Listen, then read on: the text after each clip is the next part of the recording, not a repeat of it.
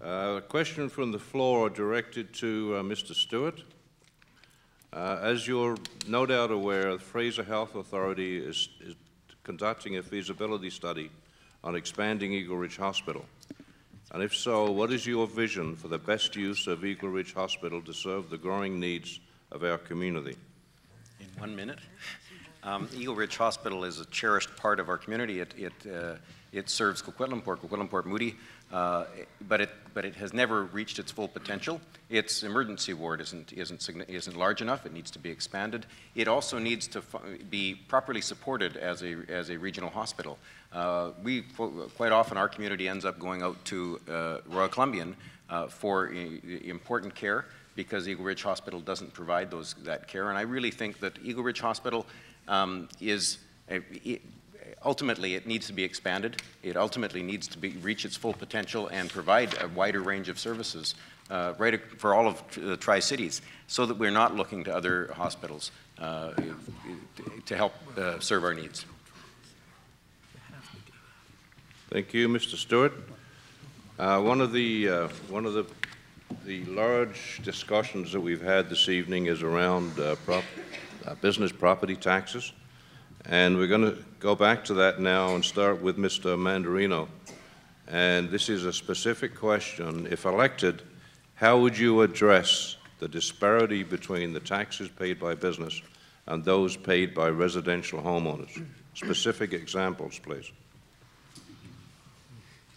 That's a tough one.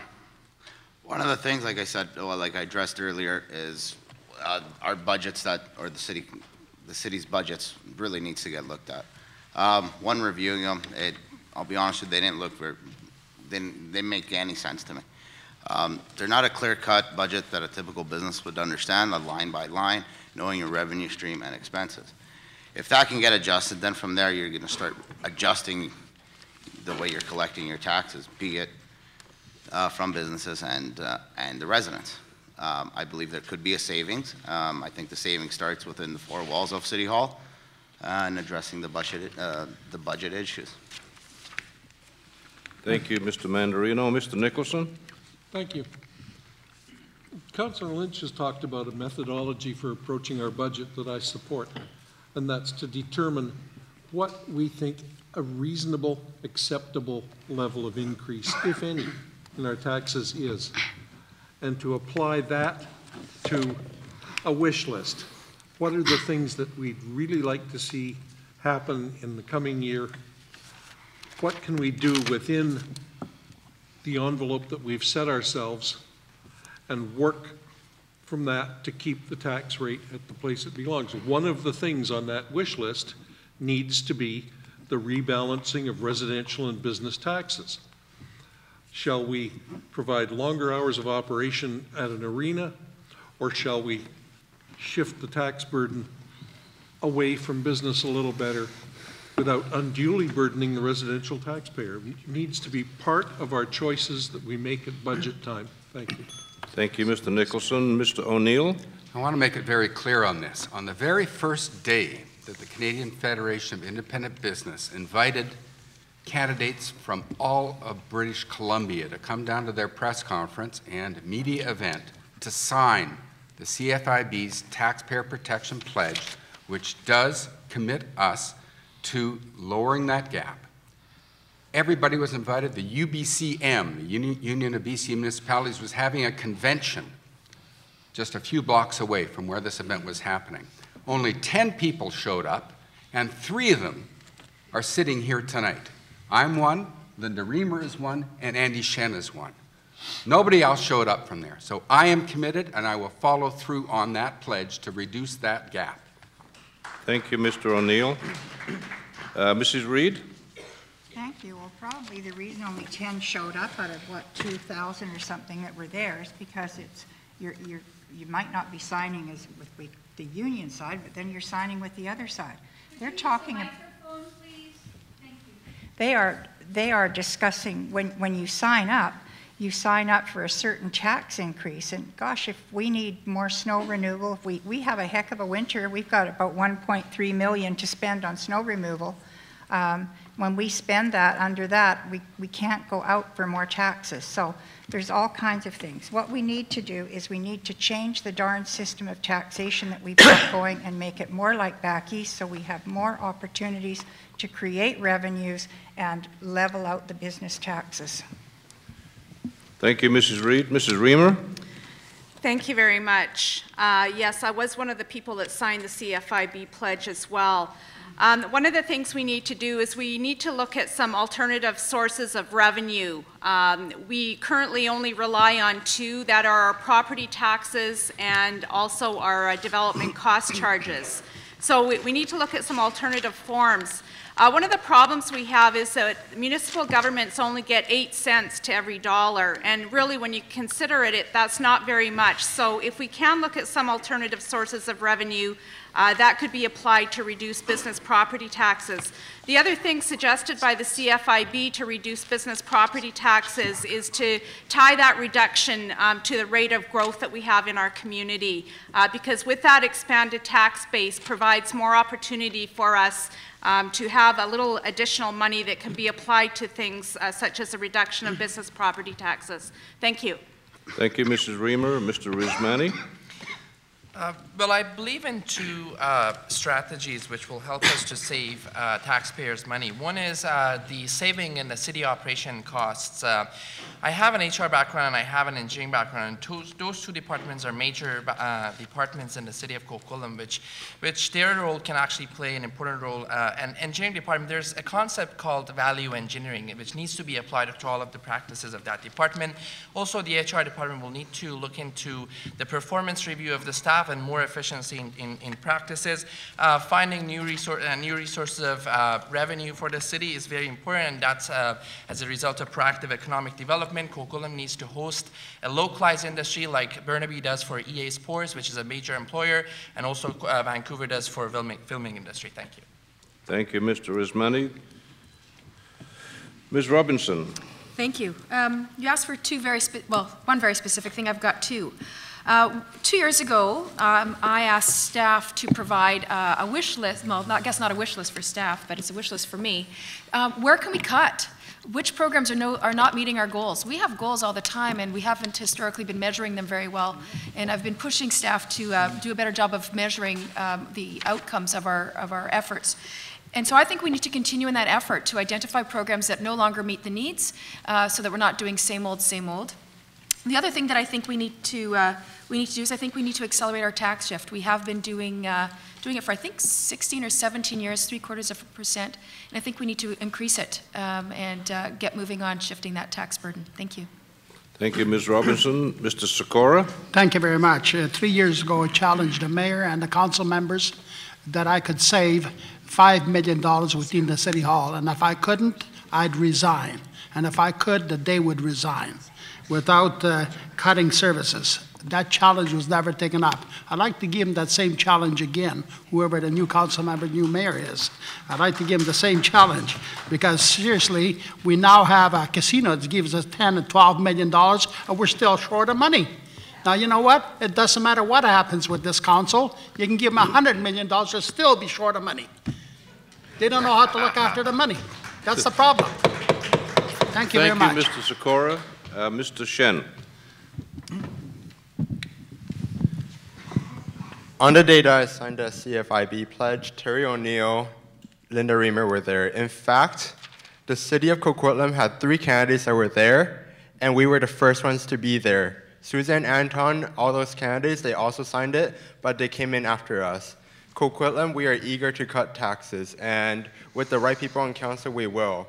When I signed the pledge, I signed that we would have fair taxes, we would have spending restraint and fiscal accountability. And with the right people on council, that is going to be what we will have. Thank you, Mr. Shen. Mr. Stewart. Thank you. How would you rebalance? Well, we've done some elements of that. We've been going through a fiscal review, a cyclical review of every department, similar to what Councillor Sikora suggests, but more structured. What we're also doing is, though, we have to accelerate that tax shift, and I referred to that before. There are people who have actually mentioned we got to accelerate the tax shift, who voted against accelerating the tax shift in the last budget cycle.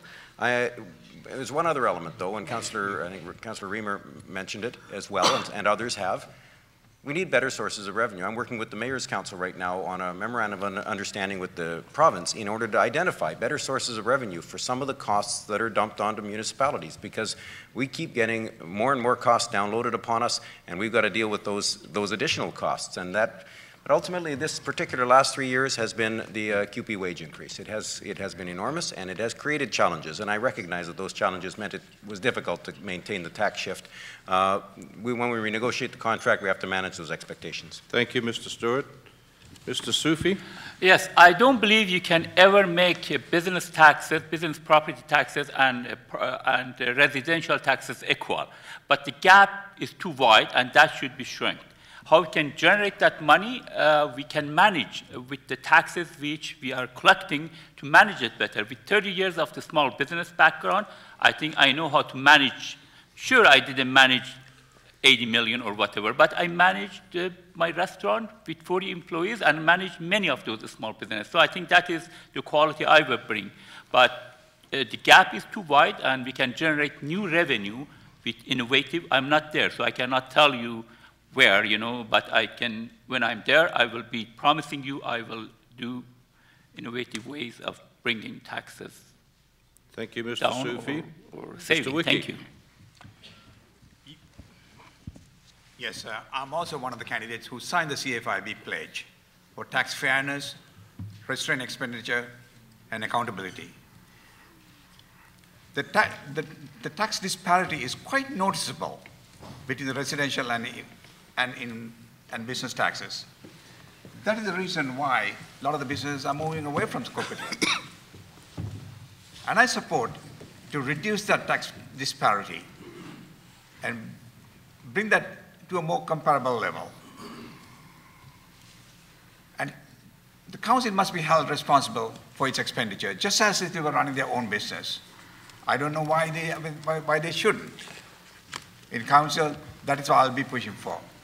To be accountable, to be transparent on how we spend your tax dollars. Thank you, Mr. Wu. Mr. Wiki, Mr. Wu.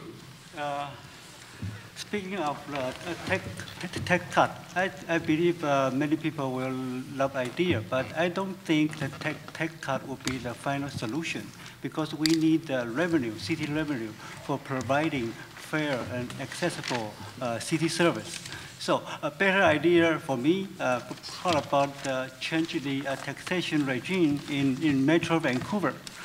Because the municipal government taxation power is low, we need to empower the city to collect our fair share from the senior government. Thank you. Thank you, Mr. Wu. Mr. Asmussen. Well, thank you. To continue the tax shift, I was one of the people that voted to accelerate and go from 0.75 to 1. Didn't go through. Creating new revenue. We have to find new revenue sources to do with this and to help bring it down. But the other action, when you talk CFA pledge, don't talk about downloading. When we were doing the budget last year, the RCMP and the federal government announced that there was a pension adjustment, and we got handed a bill. We have dikes being downloaded to us by the provincial government that are in need of repair, that are now our responsibility, our cost, and there's global warming, and that's an increased impact on us and our budgets moving forward. These are the challenges that council faces. It's not easy, it's complex. But my commitment is to you, the taxpayers, to provide you the service in the most cost-effective manner. That's why, through Richard Stewart in this term, we've instituted cyclical reviews to go through departments on ways to better structure them and create greater efficiencies for your tax dollars and the service you're providing. Thank you. Thank you, Mr. Asmussen. Mr. Delmonico. I have an actual idea on how to save money I'd like to share with you. The City of Coquitlam recently bought a new library in Town Centre for $9 million.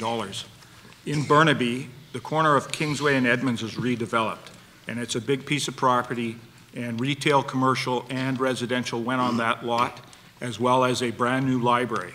The library was built by the developer for the City of Burnaby in exchange for the old library property across the street and neighborhood appropriate zoning.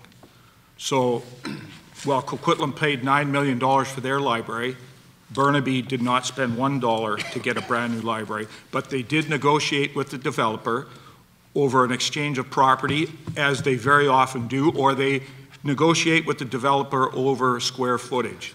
And that is a good way to get city amenities built.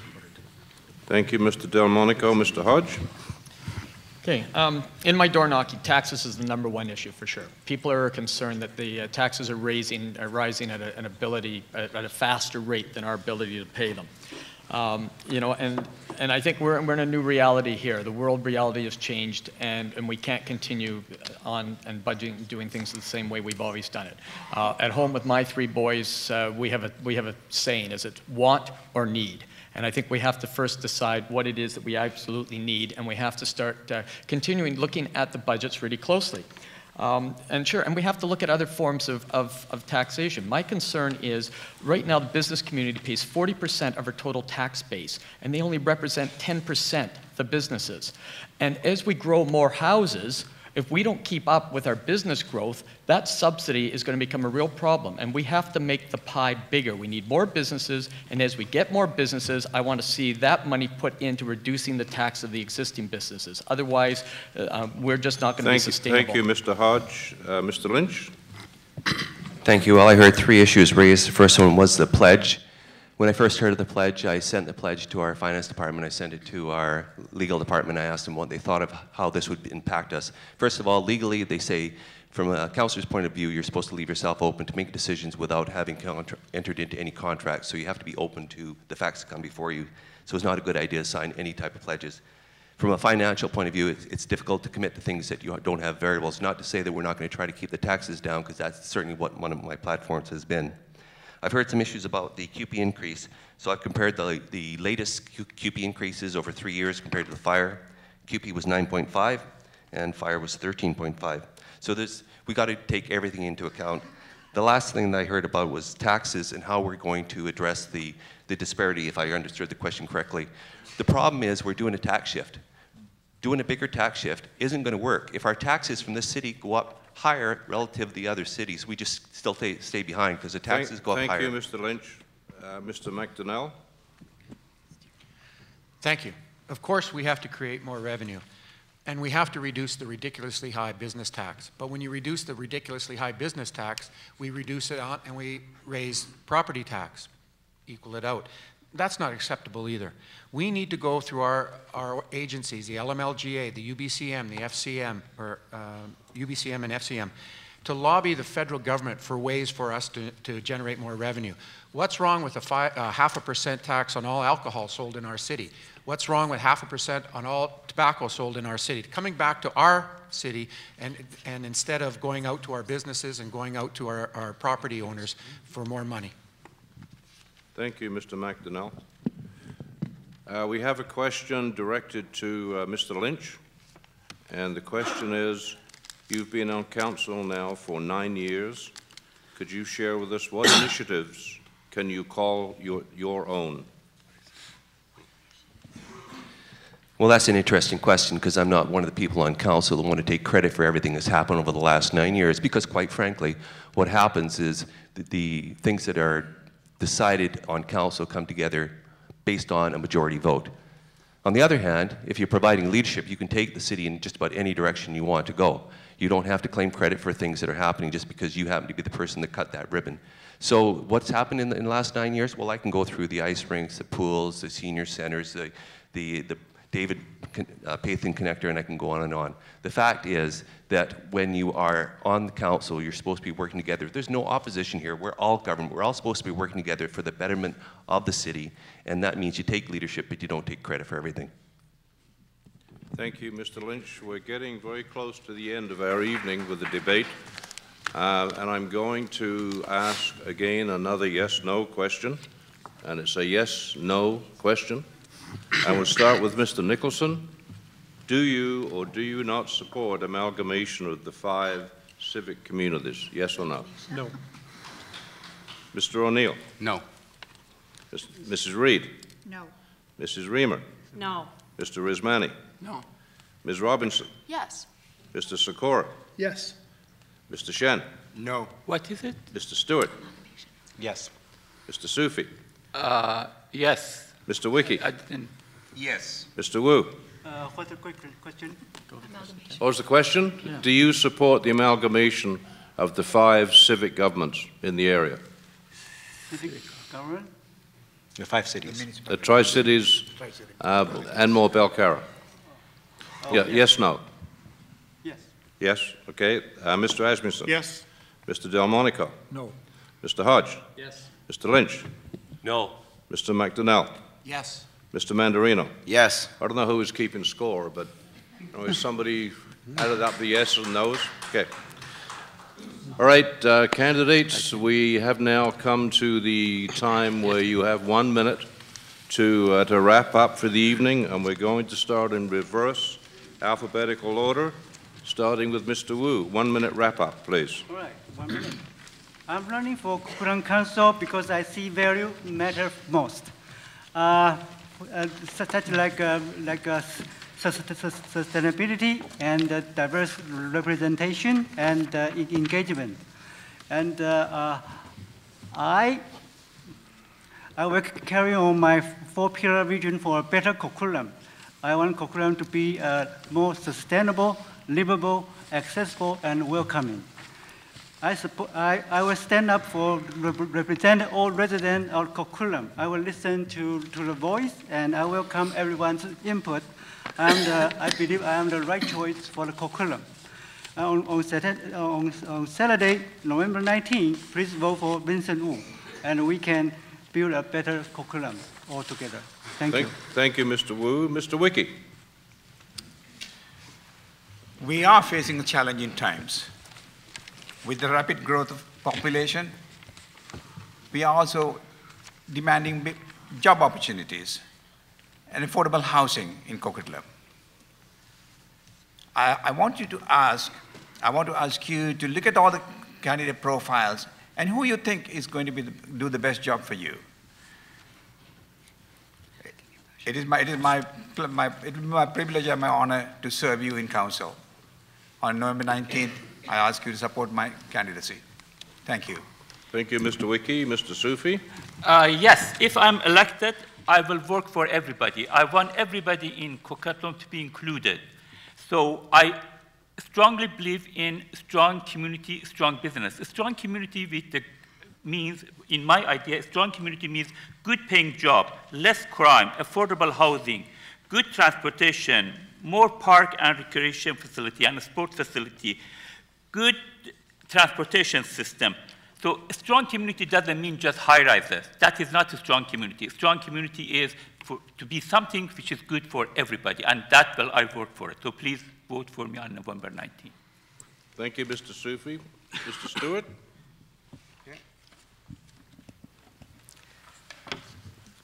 I'm really proud of the work that we've done as a council. A great many initiatives that we've done as a council have brought great benefits to the city. One of our biggest issues when we first got elected, when this council got elected, was the enormous cost overruns in construction. Our swimming pool, for example, had gone $7 million over budget.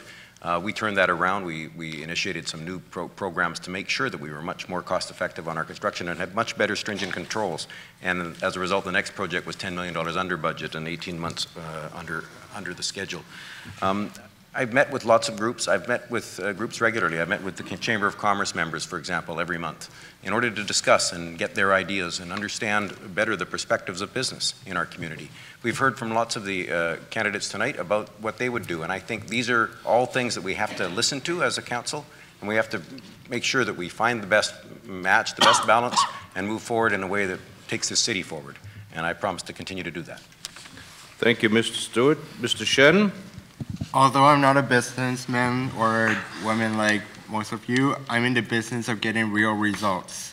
At the end of the day, we all want to accomplish something. The real measure of politics is not in the headlines you make or the speeches you give. It's in whether or not you are delivering real, tangible results for real families and businesses on the issues that matter to them. Like on taxes, it may not be headline material that you're helping a family save $1 or $2 every month, but it sure is important to that family.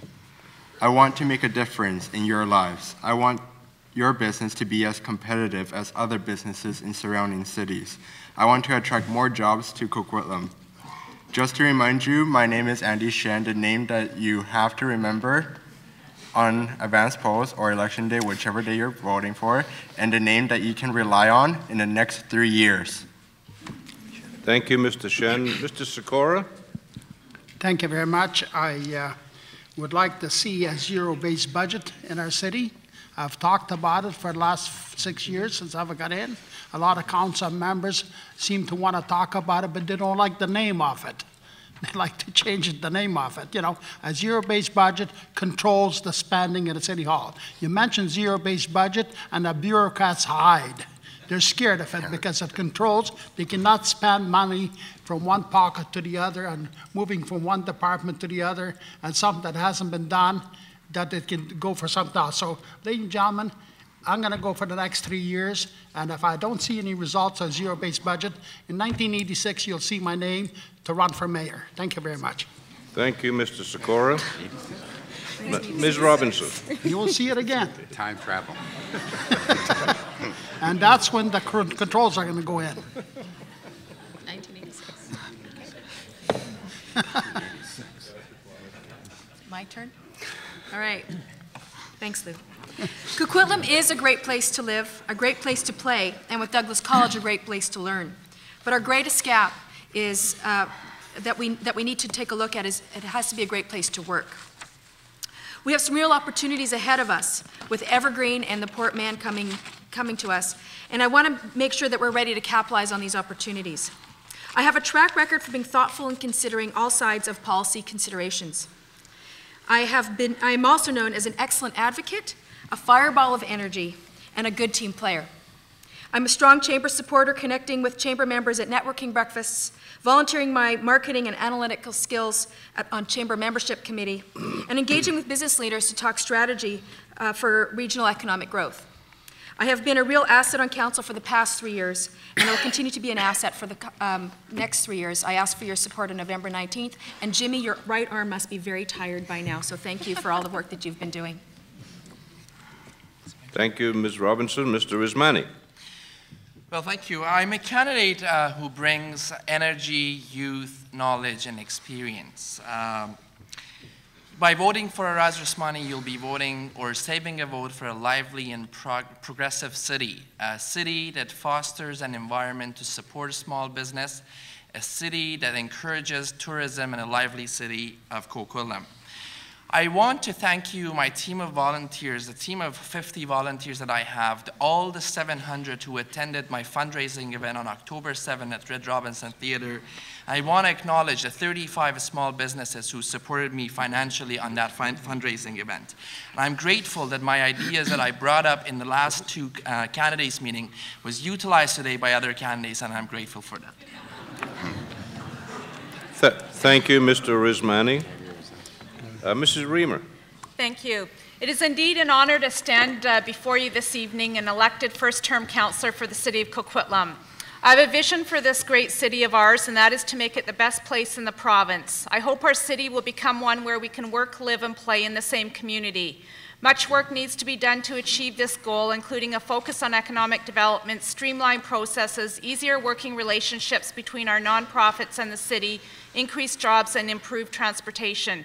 We have an incredible opportunity here. We have been the beneficiary of huge infrastructure improvements, large growth, and an expected transportation line that will forever transform our city into a major center. If we play our cards right, we have much to look forward to. I've learned much over the past 3 years, and I'm grateful for the trust the electorate has placed in me. I promise to continue to be easily accessible, open, and accountable, and that the best interests of the taxpayer will be first and foremost in guiding my decisions. And I promise to you this term, if elected, my unwavering commitment to ensuring a new era in respectful governance. Thank you, Mrs. Reamer. Thank you. Mrs. Reid. Thank you. This past... Mike.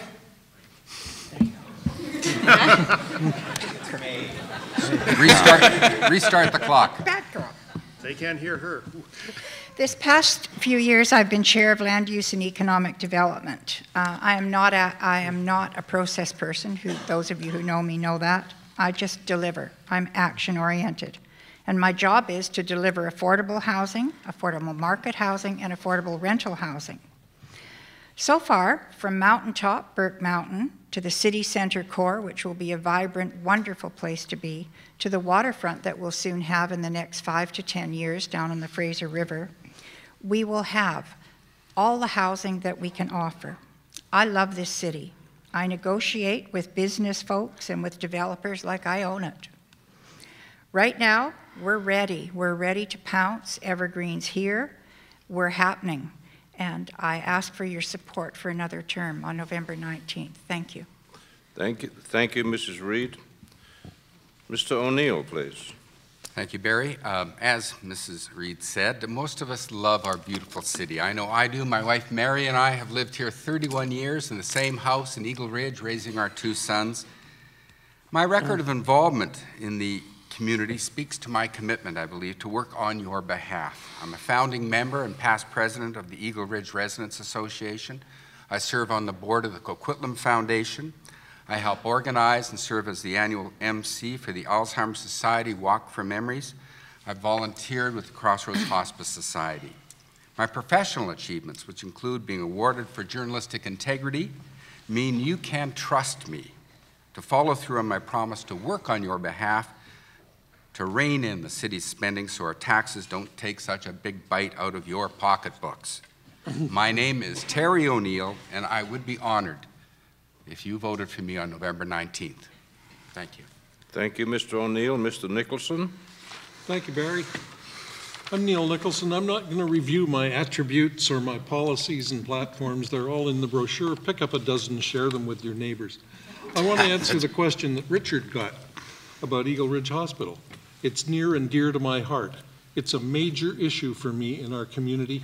I started working on it with our council when I was first re-elected last year, and all of council got on side with me. Eagle Ridge Hospital, they're not looking at expanding it, they're going to master plan it. It doesn't need expansion. It was built 25 years ago with 250 beds. It now stands at its maximum use of 125. There are wings of it that are chained and padlocked off. We need to turn it into our real community hospital, providing the services that are appropriate to our region, to our Tri-Cities and the other 2. It needs to not be any longer an annex to Royal Columbian Hospital. We all need to work together. Thank you, Mr. Nicholson. And Mr. Mandarino. I want to thank you all for coming this evening. Thank you, Mr. Seating, for hosting tonight. One of the things I will promise that I will bring to council is your voice. My decisions will be entirely based on dialogue that I have with residents and making sure that your concerns are all addressed. To me, a public servant is just that, to serve its public. So November 19th, please remember Massimo Mandarino. Thank you. Thank you, Mr. Mandarino. Mr. McDonnell, please. Thank you. Coquitlam's growing at an accelerated pace. To help meet the economic and social demands that accompany this growth, Council has just adopted an events tourism strategy. Now, I've been working on this strategy for the last couple of years, and in September we held a forum where 50 movers and shakers behind staging large events in Coquitlam, including the chamber here, were invited. All the attendees endorsed this strategy, which will see the city take a leading role in assisting organizations to stage large events in Coquitlam. This will include things like festivals, sporting events, and anything else that will involve bringing large numbers of people to visit Coquitlam. This means more people to support our businesses, shop in our stores, and eat in our restaurants. When you vote on November 19th, vote for candidates with the experience and vision to support our business community and volunteer organizations. Vote Doug McDonnell. Thank you, Mr. McDonnell. Mr. Lynch. Thank you, ladies and gentlemen. So I'm standing before you after 9 years on council, asking for you to make me the next mayor for the city of Coquitlam. I can tell you I came to that decision after 5 sitting councillors, 2 former councillors asked me to put my name forward because they were disappointed with the leadership at City Hall. I can tell you that the Ipsos Reid poll says the same thing. 17% of our residents say they're unsatisfied with the leadership at City Hall. I ask you why, in the current 3-year term, our taxes were up over 7.4%, and yet in election year we can find to bring it down to 3.49%. because I've been asking about this, and I've been talking about reducing taxes for years. All the councillors sitting here now, the people who are running for councillor are saying the same thing. But what I would like to say is that each and every one of the councillors around the table have stepped up and worked very hard on your behalf in the absence of real leadership. Thank you, Mr. Lynch. Mr. Hodge, please.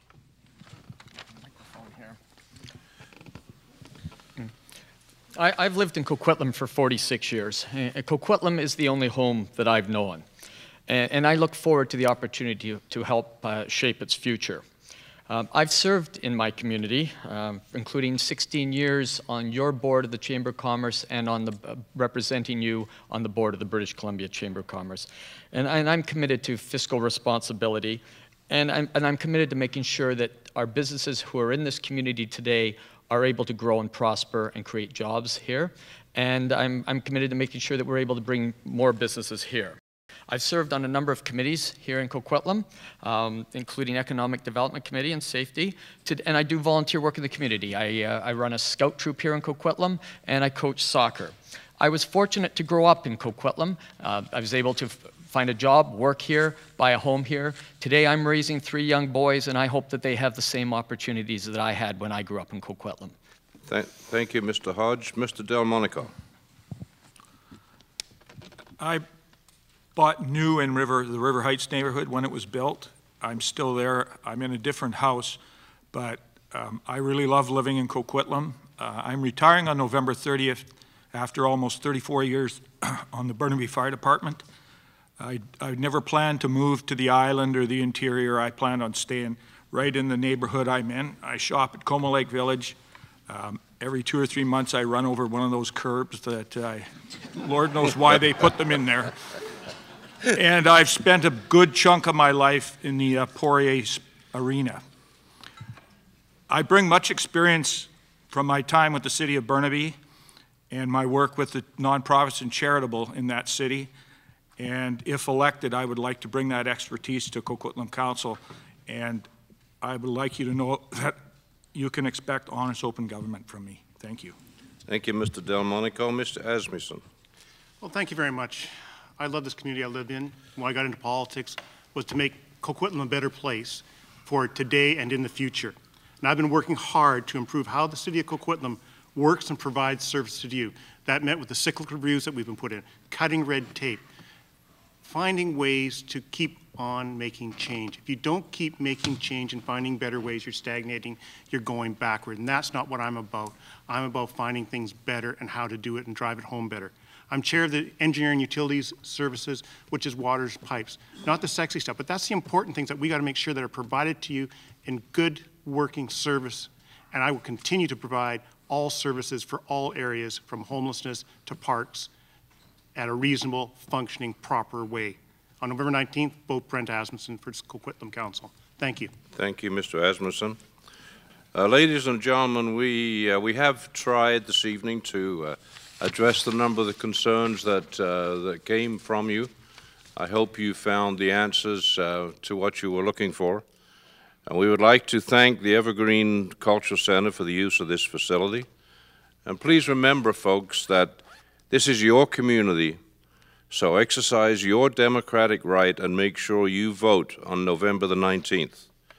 All of the candidates before you bring a lot of knowledge and expertise to the table and want to serve this community as municipal politicians.